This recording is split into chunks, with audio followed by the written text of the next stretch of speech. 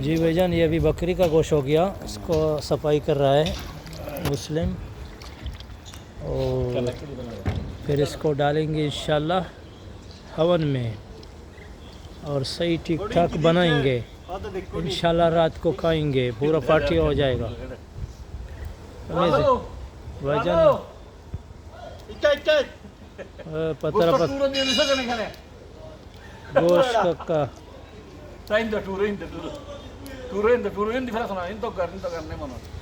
चलो चलो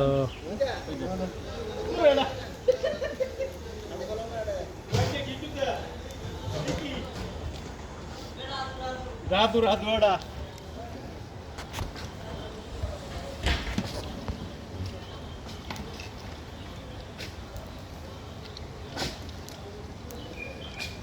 एक दो दिन बेबू वाला एक तो